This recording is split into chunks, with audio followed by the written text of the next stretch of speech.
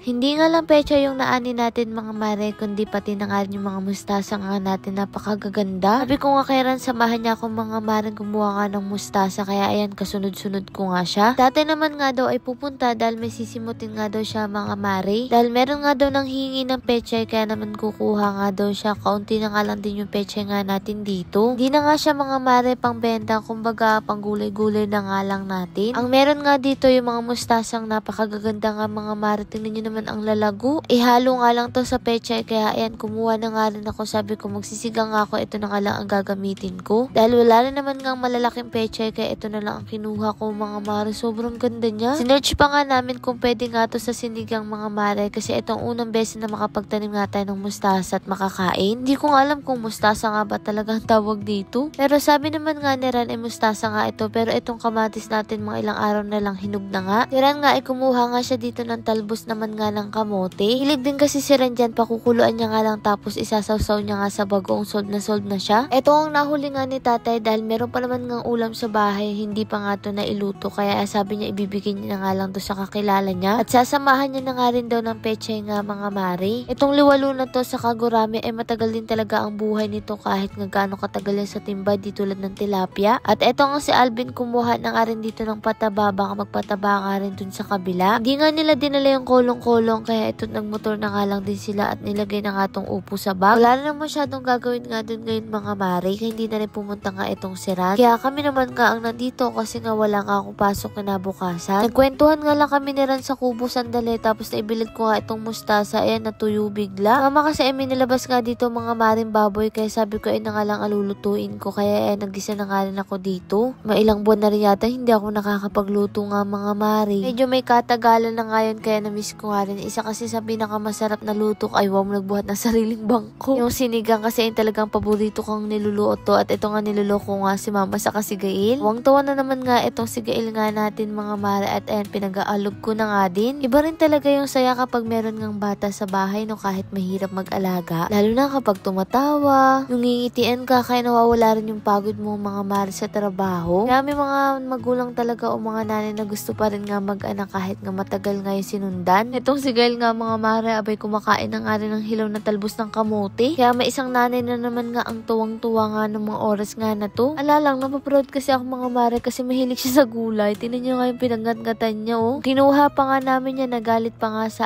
amin. Ginisa ko nga itong baboy mga mare at pinakuluan ko nga ng ilang minuto, at ayun nga medyo mabango-bango na, hinalo ko na din. Habang siran nga ng mga oras niyan mga mare, ayan nagpapakain nga ng anak niya ng mangga. Nakakatuwa nga sa bata na to mga mare, di ba susubuan ni Ran tapos tatakbo siya, tapos pag wala na ibabalik nga siya, parang nanghihingi yung bata. Alang itong si Chucho abay nagsiselos nga din mga mare, gusto pa yata magpasubo nga ng mangga. Buti na nga lang hindi niya inaano nga mga mare si Gael, kasi kapag may lumalapit kay Ran ay talaga nagsiselos siya, pero pag kay Gael ay okay lang. Gusto ko rin kasi mga mare yung baboy yung humihiwalay na nga sa buto. Dito nga sa kanila naman ay sinigang rin mga maring tilapia. Buti na nga lang ngayong araw ay umaraw nga mga mare, pero bandang hapon ay umuulan na naman nga. Ang lahat nga po ay mag-iingat nga dahil nga ngayon ay talaga napakaraming sakuna. May mga bagay nga tayong hindi inaasahan, kaya mag-iingat nga kayo mga mare. Pero alam ko sa lahat ng mga pagsubok na nararanasan natin ngayon ay lahat yan malalampasan natin, tiwala lang. Mahirapan nga magsimula muli, pero alam kong kakayanin nyo yan basta magkakasama ang buong pamilya. At eto nga mga mare, kumain na nga rin sila dito. Sila nga ay tapos na nga mga mare sa pagkain. Kami naman nga yan, di pa rin ako tapos sa pagluluto. Yung ba mga mare, gusto nyo yung sinigang na sobrang asim? Ako kasi gusto ko yung galing sobrang asim, kaya lang yung mga kasamahan ko ay ayaw. Eto yung naluto ko nga mga mare dahil nga gusto ko nga itry itong mustasa. Pero ayun nga okay na di naman pala ang lasa. Habang nagluluto naman nga ako dyan, ay nakikipagkwentuhan nga ako kay Ate Jen. Mga simpleng chismisan lang sa buhay-buhay mga mare. Pagkukwentuhan nga din namin yung mga basyo nga namin. Ko nga rin sa kanya, minsan nababasa ko din yun, minsan pinapatulan ko sa comment section, ganyan, or pinapaliwanag ko. Pero sa totoo lang, hindi naman talaga ako naapektuhan kasi sanay na